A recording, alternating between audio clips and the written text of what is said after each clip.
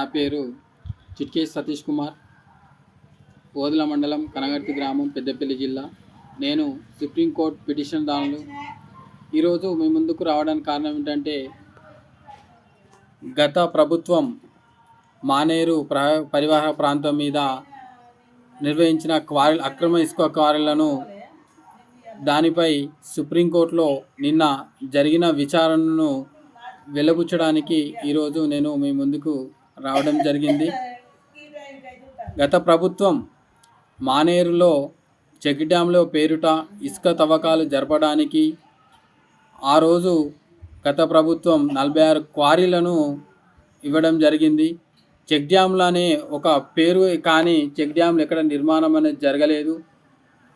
కానీ ఆ చెక్ డ్యాంలో పేరిట ఇసుక తవ్వకాలు జరపడానికి గత ప్రభుత్వం పూనుకుంది. అట్టి విషయంపై గత సంవత్సరం 2022 సంవత్సరం నుంచి మేము ఇసుక మానేరు పరిరక్షణ ద్వారా అనేక మంది రైతుల గ్రామాన మానేరు ధ్వంసం మహావిపత్తు అనే అంశం మీద మేము పోరాటం చేసి, అట్టి అంశాన్ని మేము ఈ యొక్క అక్రమంగా ఇసుక రవాణా తవ్వకాల ద్వారా ప్రజలు నష్టపోతారని చెప్పేసి మేము ఒక ఉద్యమం ద్వారా ఎన్జిటిని ఆశ్రయించడం జరిగింది.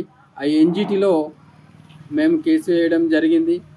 ఆ ఎన్జిటి కేసు తీర్పు మేరకు ఈ యొక్క విచారణ అనంతరం టోటల్గా ఈ యొక్క మానేరుపై యొక్క తవ్వకాలు అనేది అక్రమం అనేది తేల్చి ఆ యొక్క సంబంధించిన శాఖలకు 50 కోట్ల రూపాయలు జరిమానా వేయడం అనేది కూడా జరిగింది.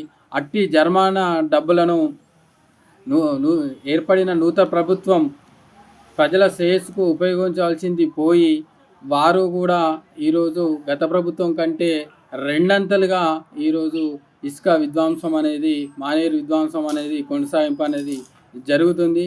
అప్పుడు పిసిసి అధ్యక్షుడిగా ఉన్నటువంటి రేవంత్ రెడ్డి గారు కరీంనగర్ జిల్లా జమ్మికుంట మండలంలోని వావిలాల గ్రామాన్ని ఇసుక క్వారీని సందర్శించిన సందర్భంలో తమ ప్రజాప్రభుత్వం వచ్చిన వెంటనే ఈ యొక్క అక్రమ ఇసుక క్వారీలు అన్నింటినీ కూడా రద్దు చేసి రైతాంగాన్ని కాపాడుతానని చెప్పేసి అప్పుడు మాట ఇవ్వడం జరిగింది.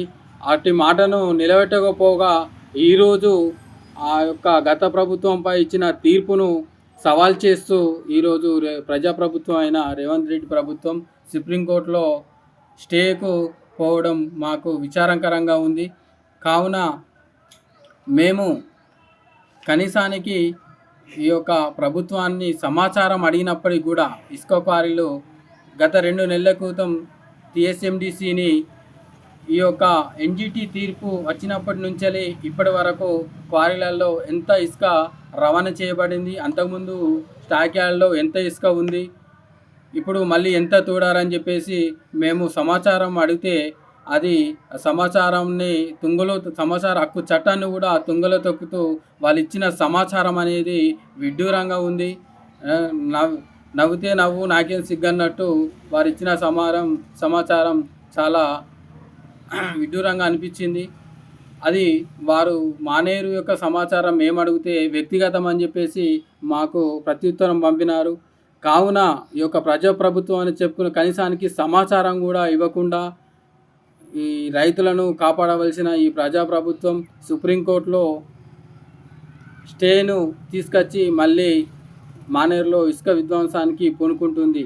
కావున ఈ యొక్క మానేరులో ఇసుక విధ్వంసాన్ని విరమించుకొని ఈ యొక్క మానేరు ప్రాంతమైన 1,00,000 ఎకరాల సుమారు యొక్క పొలాలను వాళ్ళు రక్షించాలి.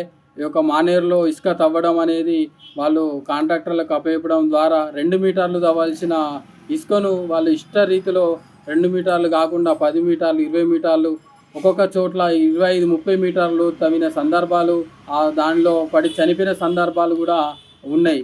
కాబట్టి ఇప్పటికైనా ఈ ప్రజాప్రభుత్వం కళ్ళు తెరిచి ఈ యొక్క ఇసుక క్వారీలను రద్దు చేసి ఈ యొక్క రైతాంగాన్ని, 3 జిల్లాల రైతాంగాన్ని కాపాడాల్సిందిగా మేము డిమాండ్ చేస్తున్నాం.